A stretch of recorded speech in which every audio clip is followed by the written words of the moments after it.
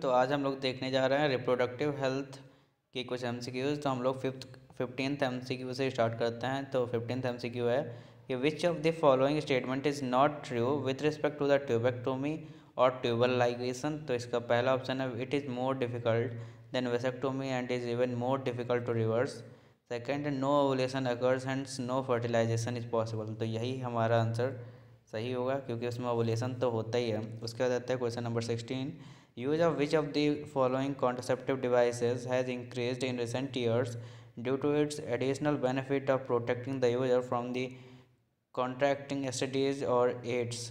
तो इसमें हो जाएगा कॉन्डम्स, क्योंकि कॉन्डम्स ही हैं जो किसी भी यूजर को कोई भी एसटीडी होने से बचाती हैं। उसके बाद है question number 17, which of the following graphs is a correct representation of the level of progesterone in a human female who has been using Malady as a method of birth control। तो जैसे कि हम लोग को दिखाई दे रहा है कि माला जी यूज करेगी फीमेल जो है, तो यहाँ पे जो प्रोजेस्टेरॉन की लेवल है वो हमेशा कम ही रहेगी, कभी भी हाई नहीं जाएगी। ठीक है, मीन्स यहाँ पे ओवुलेशन नहीं होगा और ओवुलेशन एलएच की वजह से होता है। तो प्रोजेस्टेरॉन ही एलएच को इनिशिएट करता है कि वो अपनी हाई पीक पर आए। तो यहाँ पे एलएच सर्च नहीं होगा। तो इसको देख लेते हैं हम लोग ऑप्शंस। तो इसमें पहले में तो ये है फिगर, सेकंड में है ये, और थर्ड में है ये, और फोर्थ में है ये। तो जो इसका आंसर हो जाएगा वो होगा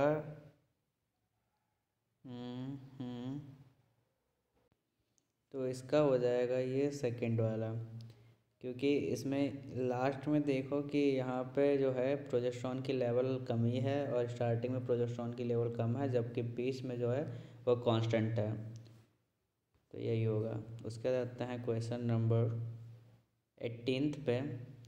इसमें कह रहा है कि इनकरेक्ट स्टेटमेंट बताना है। तो पहला है कि castration is a method of contraception. तो सेकंड मेथड है, वो सेकंड ऑप्शन है MTPs have a significant role in decreasing the size of the population so it is legal। ये दोनों ही गलत हैं। उसके बाद आता है C, amniocentesis for sex determination is banned in our country। ये भी गलत नहीं है, ये स्टैट्यूटरी बैंड है। तो एक मिनट आगे पढ़ लेते हैं कि nearly 45 to 50 million MTPs are performed in a year all over the country। तो डी वाला तो बिल्कुल सही है, ए बी सी ये तीनों ही गलत होंगे। तो इसका आंसर हो जाएगा ये जो थर्ड वाला है। उसके बाद आता है क्वेश्चन नंबर 19 कि action of which of the following hormones is blocked during the use of RU486। RU486 abortion के लिए पिल्स दी जाती हैं।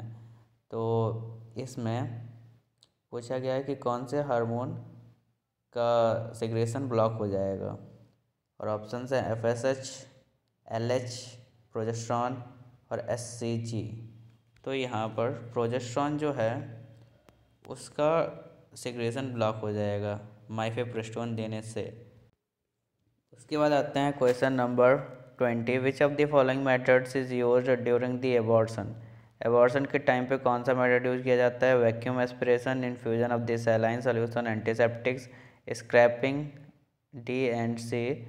तो इसका ऑल ऑफ दीज ही होगा, क्योंकि ये सभी जो हैं वो सही हैं। नहीं, इसका ऑल ऑफ दीज नहीं होगा, इसका ए ही होगा। वैक्यूम एस्पिरेशन होती है, ये दोनों ही गलत हैं और ये शायद हमारी बुक में दे भी नहीं रखे हैं जो ये सब कुछ दे रखा है। उसके बाद question number 21, which of the following is an important detection technique for syphilis. Syphilis के लिए इम्पॉर्टेंट डिटेक्शन टेक्निक क्या है? और इसमें options gram staining of the discharge, nucleic acid hybridization PCR, antibody detection VDRL, microscopic examination of culture. तो ये सब options हमारे दे रखे हैं और पूछा जा रहा है कि डिटेक्शन टेक्निक क्या है सिफिलिस के लिए। तो इसका जो हमारा आंसर होगा वो है VDRL टेस्ट, जिसको TDI टेस्ट भी कहते हैं। तो जो ऑप्शन नंबर 3 है वो सही है यहाँ पे हमारा। उसका आते हैं क्वेश्चन नंबर 22 पे कह रहा है कि विच ऑफ द फॉलोइंग 22 का है, which of the following causative agent of STDs can cross the placenta. कौन से एसटीडीज हैं जो प्लेसेंटा को क्रॉस कर सकते हैं? तो इसमें देखा हेपेटाइटिस बी, HIV, सिफिलिस और ऑल ऑफ दीज। तो इसमें है सिफिलिस, ऑल ऑफ दीज नहीं होगा इसमें। और हाँ, इससे पहले जो हमारा क्वेश्चन नंबर 20 था, इसमें ऑल ऑफ दीज होगा। जो ये था इसमें ऑल ऑफ दीज होगा। तो 23 पे आते हैं। 23 है कि which of the following virus has double standard DNA as a genetic material and is transmitted mainly by the sexual contact. तो इसमें से जो हेपेटाइटिस बी है वो सेक्सुअली ट्रांसमिटेड डिसीज़ है, तो इसका आंसर सेकंड हो जाएगा। फिर 24 है the most common site of infection in case of chlamydia in female is. Chlamydia में सबसे ज़्यादा इंपॉर्टेंट साइट होती है फीमेल्स में सर्विक्स, इसका ए हो जाएगा। फिर आता है question number 25, which of the following parts can not get affected in a female suffering from chlamydia. Chlamydia में क्या अफेक्टेड नहीं होता है? देखो सर्विक्स तो अफेक्ट हो ही जाता है, और इसमें ब्लैडर अफेक्ट नहीं होगा। ब्लैडर क्योंकि यहाँ पे रिप्रोडक्टिव ट्रैक्ट का पार्ट ही नहीं है, तो ब्लैडर नहीं होगा। उसके बाद आता है question number 26, which of the following can't be taken as the symptom of a female suffering from gonorrhoea. Gonorrhoea में कौन सा सिम्टम नहीं दिखाई देता है?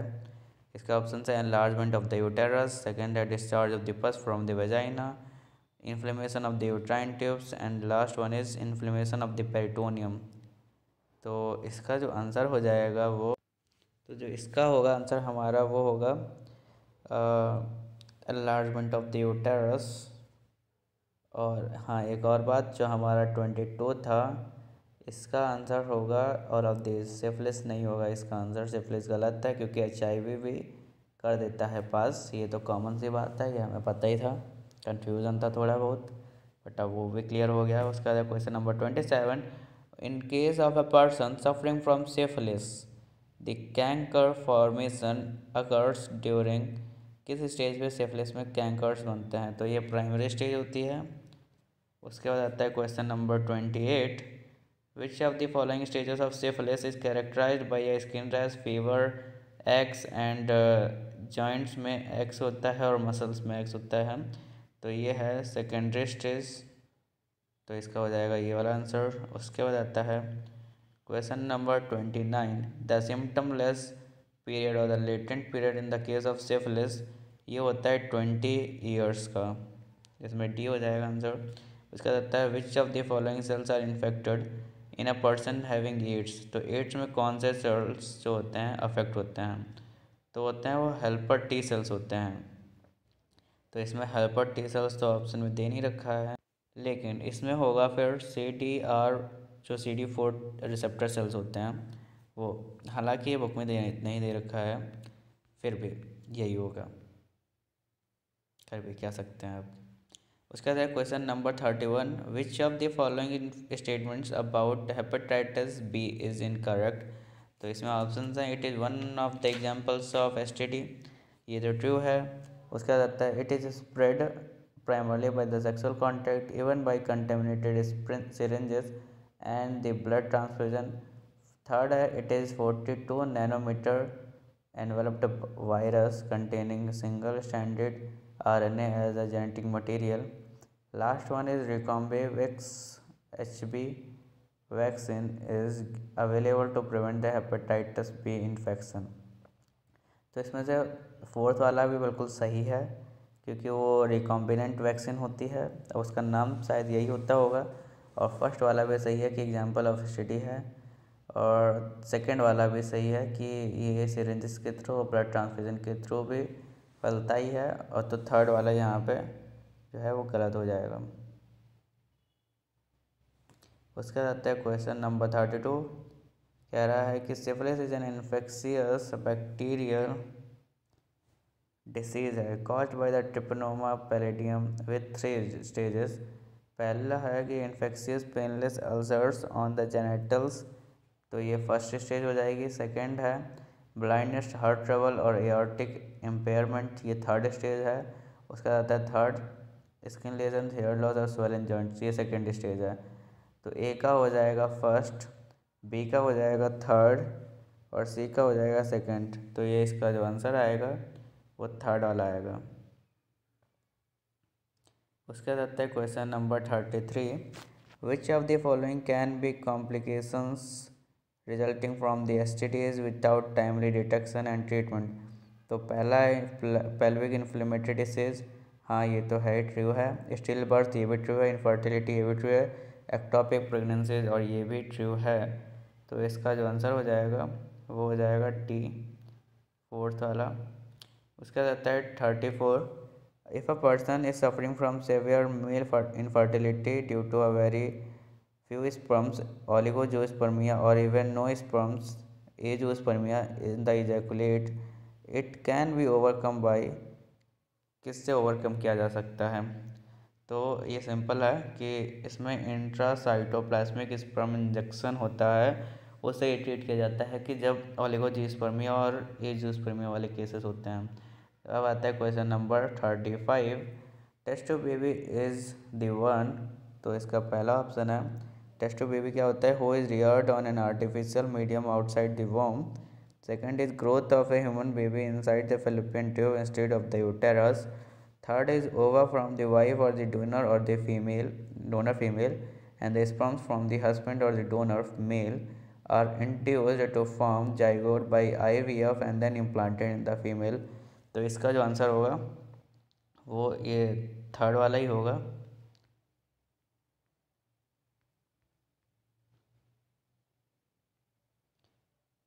उसके बाद आते हैं अब हम लोग क्वेश्चन सेक्शन सी जो है उसको बाद में करेंगे।